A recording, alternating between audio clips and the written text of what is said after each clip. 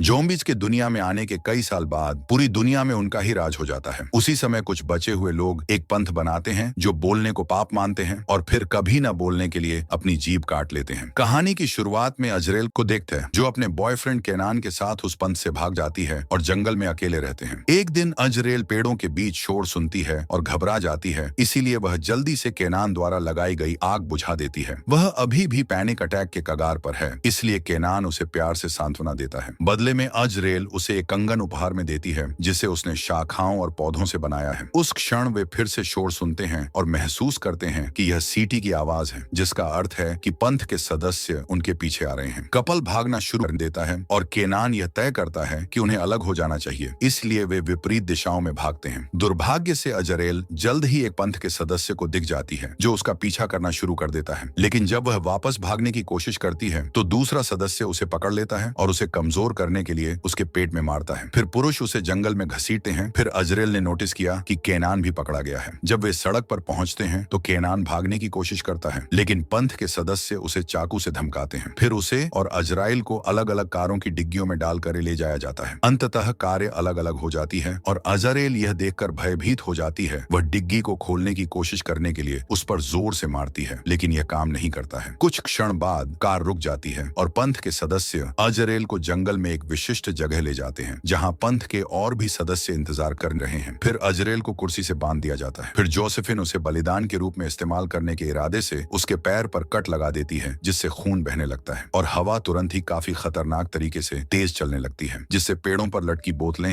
हिलने लगती हैं। जोसेफिन और पंथवादी दूर चले जाते हैं और एक मंत्र के समान चुपचाप जोर जोर से सांस लेना शुरू कर देते हैं। जल्द ही पेड़ों के बीच से एक जला हुआ प्राणी प्रकट होता है और कुर्सी की ओर बढ़ने से पहले दहाड़ता है। अजरेल घबरा जाती है और तब तक खींचती रहती है जब तक कि वह एक आर्मर रेस्ट को तोड़ने में कामयाब नहीं हो जाती। एक पंथवादी उसे भागने से रोकने के लिए वापस आता है। अजरेल उससे बचने की तब तक कोशिश करती है जब तक कि वह गलती से टूटी हुई लकड़ी से उसकी गर्दन पर वार नहीं कर देती। अजरेल सदमे में देखती है। वह आदमी उससे दूर जाने की कोशिश करता है, लेकिन तभी ज़ॉम्बी उसे पर हमला कर देता है और उसे बुरी तरह से खाना शुरू कर देता है, जबकि अपने खाली हाथ से अन्य पट्टियों को खोलती है। जब तक जोसेफिन और अन्य पंथवादी अनुष्ठान के हिस्से के रूप में दूसरी तरफ देख रहे थे, और वे तब तक ध्यान नहीं देते जब तक कि अजरेल वहां से बहुत दूर नहीं भाग जाती। उसी समय ज़ॉम्बी मृत व्यक्ति के शरीर को बाहर ले जाता है। कुछ समय बाद अजरेल नदी के किनारे अपना घाव धोने के लिए रुकती है। वह कुछ जड़ी बूटियां भी इकट्ठा करती है जिसे वह घाव के चारों ओर लपेटती है। जब वह यह काम कर रही होती है तभी एक ज़ॉम्बी धीरे धीरे पीछे से उसके पास आता है। सौभाग्य से वह उसे बहुत करीब आने से पहले सुन लेती है और एक परित्यक्त इमारत के अंदर छिपने के लिए दौड़ती है। अजरेल सबसे अंधेरी जगह चुनती है जहां ज़ॉम्बी उसे देख नहीं सके। ज़ॉम्बी अंदर झांकता है लेकिन उसे नहीं देख पाता और वहां से चला जाता है। इसके बाद अजरेल सड़क ढूंढ लेती है और टायर के निशानों का पीछा करना शुरू कर देती है जब तक कि उसे पंथ का शिविर नहीं मिल जाता। वह सावधानी से छिपकर बाढ़ में एक छिपी हुई जगह ढूंढ लेती है जिसे खोलकर वह अंदर जा सकती है। अजरेल चुपचाप आगे बढ़ना जारी रखती है और गार्ड की नजरों से बचने के लिए उसी पर नजर रखती है। एक कार के पीछे छिपने के बाद उसे केनान का कंगन कुछ जंजीरों के पास पड़ा हुआ मिलता है और वह सबसे बुरा मान लेती है। उस समय जोसेफिन और उसके आदमी वापस आ जाते हैं, इसलिए अजरेल फिर से उस पर नजर रखने के लिए छिपकर घूमती है। वह एक तंबू के पीछे छिप जाती है और जोसेफिन को एक बीमार बूढ़ी महिला की जांच करते हुए देखती है। फिर जोसेफिन चैपल में प्रवेश करती है जहां पंथवादी लोगों की मुख्य लीडर मिरियम रहती है। वह गर्भवती है, लेकिन यह उसे अनुष्ठान से गुजरने से नहीं रोकता है जिसमें वह एक छेद से आने वाली हवा को सुनती है, क्योंकि माना जाता है कि यह भगवान की इच्छा बताती है। कई मिनट तक हवा की आवाज सुनने के बाद मिरियम वेदी की मोमबत्तियां बुझा देती हैं और सभी लोग चले जाते हैं। जोसेफिन जंगल के अनुष्ठान में असफल होने के कारण मिरियम से थप्पड़ मारती है, लेकिन अचानक उन्हें बाहर से शोर सुनाई देता है। जब मिरियम खिड़की से बाहर देखती है तो उसे कुछ नहीं दिखाई देता, क्योंकि अजरेल ठीक समय पर इमारत के नीचे छिपने में कामयाब हो जाती है। जोसेफिन जांच करने के लिए बाहर आती है, इसलिए अजरेल दिखाई देने से बचने के लिए इधर उधर घूमते रहना पड़ता है। एक पल के लिए उसे लगता है कि वह सफल हो गई है, लेकिन अचानक जोसेफिन उसके बगल में आती है और उसे भागने से रोकने के लिए उसके पैर पकड़ लेती है। फिर जोसेफिन अजरेल का गला घोंटना शुरू कर देती है, लेकिन अजरेल उसे धक्का देकर उसके चेहरे पर लात मारती है और हताशा में शिविर के चारों ओर भागती है और कोशिश करती है कि किसी को दिखाई न दे। लेकिन जोसेफिन ने घंटी बजाकर सबको सचेत किया कि कोई घुसपैठिया गुस्सा है और जल्द ही हर कोई संदेश देने के लिए अपनी बोतलें और पैन को पीटने लगता है। अजरेल को कुछ पंथियों ने देखा जो उसका पीछा करना शुरू कर देते हैं, इसलिए वह जल्दी से भागती है और बाढ़ को पार करने के लिए जल्दी से छेद को खोलने के लिए हाथों से कांटेदार तारों को हटाती, जिससे हाथों को चोट पहुंचाती है। उसका पैर फंस जाता है और एक आदमी उसे वापस खींचने की कोशिश करने के लिए उसे पकड़ लेता है, लेकिन अजरेल तब तक लड़ती रहती है जब तक कि वह उसे लात मारकर दूर नहीं कर देती और अपना पैर बाहर नहीं निकाल लेती। एक अन्य पंथ सदस्य ने गोली चला दी। हालांकि गोली एक पेड़ पर लगी और अजरेल भागने में सफल हो गई। वह जंगल में जितनी तेजी से हो सके भागती है जब तक कि अंधेरा नहीं हो जाता और वह आगे बढ़ने के लिए बहुत थक जाती है। चूंकि उसके घाव अभी भी ताजा हैं, वह चट्टानों और पेड़ों पर खून के धब्बे छोड़ रही है और जल्द ही एक ज़ोंबी उस गंध का पीछा करना शुरू कर देता है। अजरेल उसे एक चट्टान से अपना खून छाटते हुए देखती है। सौभाग्य से पहला ज़ोंबी लड़खड़ाकर गिर जाता है, जिससे अजरेल को सड़क तक बिना किसी नुकसान के पहुंचने का मौका मिल जाता है। अचानक उसके सामने एक रोशनी दिखाई देती है और वह गिर जाती है क्योंकि कोई बड़ी चीज उसकी ओर आ रही है। यह एक ट्रक है जो उससे टकराने से ठीक पहले रुक जाता है। ड्राइवर बाहर आता है और उसे देखने के शुरुआती सदमे के बाद वह उसे उठाने में मदद करते हुए पूछता है कि क्या वह जीवित है। अजरेल भ्रमित है और उसके किसी भी सवाल का जवाब नहीं दे सकती। इसके बजाय वह ट्रक में बैठ जाती है और उसे जाने के लिए कहने के लिए बेतहाशा उस पर धक्का मारती है। वह आदमी वापस अंदर आ जाता है और रात भर गाड़ी चलाता है। वह अजरेल को उसके घाव के लिए एक कपड़ा देता है और समझाता है कि वह सड़क के अंत में रहता है जहां उसके पास बहुत सारा भोजन है। अजरेल उसकी भाषा नहीं समझती और उसे उसकी गर्दन पर बने क्रॉस के आकार का निशान दिखाती है और उसे यह एहसास दिलाने की कोशिश करती है कि वह बोल नहीं सकती, लेकिन वह आदमी फिर भी समझ नहीं पाता और बातचीत करने की कोशिश करता रहता है, लेकिन कोई फायदा नहीं होता। जब वह हार मान लेता है तो वह रेडियो चालू करता है और अजरेल संगीत से चकित हो जाती है। वे मुश्किल से कुछ मील ही चल पाते हैं, तभी अचानक ड्राइवर के सिर में गोली लग जाती है। सड़क के बीच में खड़ा पंथवादी कुछ और बार गोलियां चलाता है, लेकिन वह हर गोली चूक जाता है क्योंकि ट्रक नियंत्रण से बाहर हो चुका होता है। अजरेल गाड़ी चलाने की कोशिश करती है, लेकिन शव बीच में आ जाता है और ट्रक दीवार से टकराने से पहले आदमी को कुचल देता है। कुछ मिनट बेहोश रहने के बाद अजरेल चक्कर की हालत में उठती है क्योंकि उसके सिर से भारी खून बह रहा होता है। वह ट्रक से कुछ कदम बाहर निकलती है और दर्द से घुटनों के बल गिर जाती है। तभी उसे पता चलता है कि पंथवादी अभी भी जीवित है। अजरेल उस पर कूद पड़ती है और बंदूक के लिए उससे लड़ने लगती है। उसके सिर पर 2 बार वार करती है, इससे पहले कि वे गलती से बंदूक चला दें और जंगल में लुढ़कने लगे। जब वे अलग हो जाते हैं तो आदमी उसे फिर से गोली मारने की कोशिश करता है और पाता है कि उसके पास गोलियां खत्म हो गई हैं। इसलिए वह बंदूक का इस्तेमाल अजरेल के पैरों पर मारने के लिए करता है। उसी समय उसे गिरी हुई मैगजीन मिल जाती है और वह पंथवादी के सिर पर 2 बार वार करती है और फिर उसे लात मारकर गिरा देती है। फिर अजरेल बंदूक की ओर रेंगती है और उसे लोड करती है। तभी आदमी उसे पीछे से पकड़ लेता है और उसका गला घोंटने की कोशिश करता है। संघर्ष में वह बंदूक को सही जगह पर रखने और फायर करने में कामयाब हो जाती है, जिससे आखिरकार आदमी की मौत हो जाती है। इसके बाद अजरेल बंदूक के साथ जंगल में घूमती रहती है, लेकिन वह एक पड़ी के पास आग देखकर चौंक जाती है, इसलिए वह धीरे धीरे उसके पास जाती है तो उसे पता चलता है कि केनान को पड्डीडीह पर किलों से ठोक दिया गया है। जब वह उसके पास पहुंचने वाली होती है तो वह गलती से एक जाल पर पैर रख देती है और एक रस्सी उसके पैर के चारों ओर बंद हो जाती है, जिससे वह एक शाखा से उलटी लटक जाती है। फिर एक पंथी आता है और बंदूक पकड़ लेता है और उसे केनान पर हमला कर देता है। उसी समय हवा काफी तेज चलने लगती है, जिससे पंथी विचलित हो जाता है। अजरेल रस्सी पर चढ़ने की कोशिश करती है, लेकिन उसके हाथ और भी ज्यादा चोटिल हो जाते हैं। जब वह फिर से नीचे देखती है तो पंथी चला गया होता है। अचानक एक जोम्बी द्वारा आदमी को पेड़ की तरफ धकल देता है और उसे खाने लगता है। जैसे ही दूसरा जोम्बी अपने साथी जानवर को पंथी को मारने में मदद करने के लिए आता है, हताश अजरेल अपने हाथों में असहनीय दर्द को नजरअंदाज करते हुए फिर से रस्सी पर चढ़ने की कोशिश करती है। वह जोम्बी से बचने के लिए पड़ी की चोटी पर पहुंच जाती है। जब जीव पंथी के साथ काम कर लेते हैं तो उनमें से एक शव लेकर चला जाता है, लेकिन दूसरा केनान पर कूदकर उसे भी मार देता है। कुछ काटने के बाद केनान का शरीर भी घसीटकर दूर ले जाया जाता है, जबकि तीसरा जोम्बी पेड़ पर चढ़ना शुरू कर देता है। को उसके पैर से रस्सी हटाने के लिए रुकना पड़ता है। इससे जोम्बी को उसे पकड़ने का समय मिल जाता है। उसे प्रभावशाली ताकत के साथ शाखा पर धकेल देता है। जब वह उसे काटने वाला होता है, अजरेल रस्सी को उसके गले में डाल देती है और उसे पेड़ से धक्का दे देती है। इस प्रक्रिया में वह भी गिर जाती है, लेकिन जानवर लटक जाता है। कुछ समय बाद अजरेल बंदूक के साथ पंथी शिविर में लौटती है। एक पेड़ के पीछे छिपकर वह सीटी बजाती है ताकि वह पंथियों में से एक होने का दिखावा कर सके। जल्द ही जोसेफिन अपने अनुयायियों के एक छोटे समूह को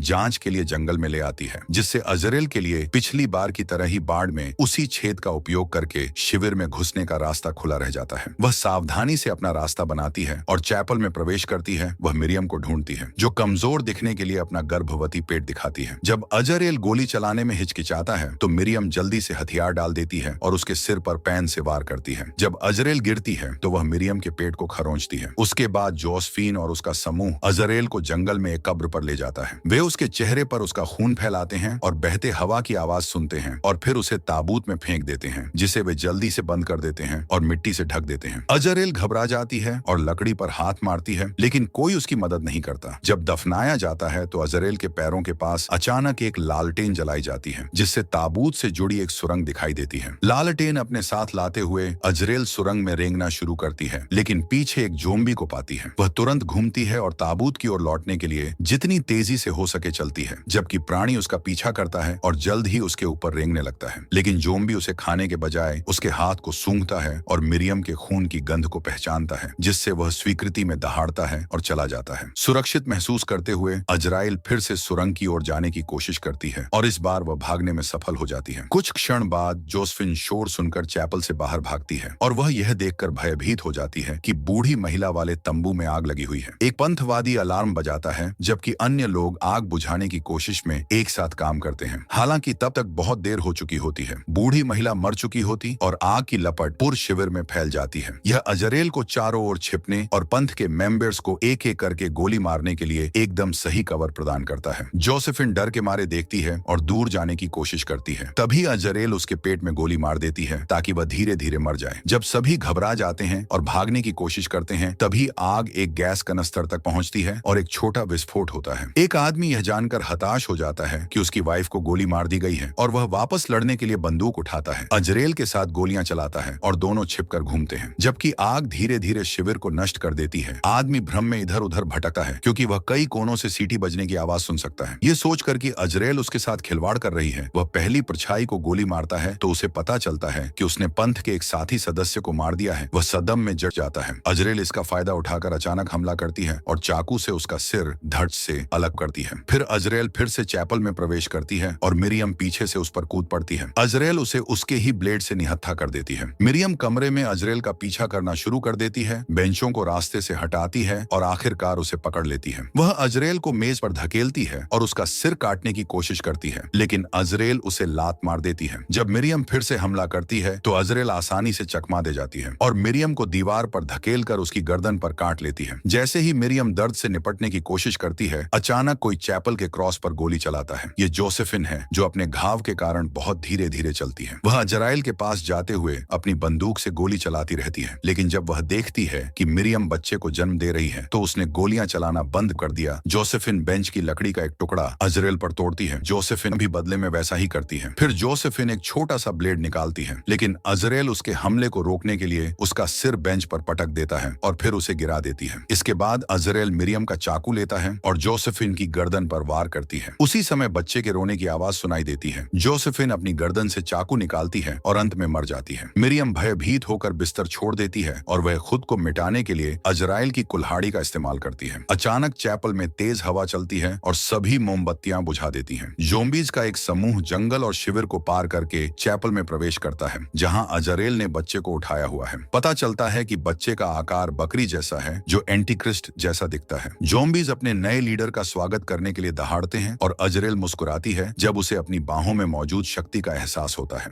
मूवी यही समाप्त हो जाती है। Thanks for watching.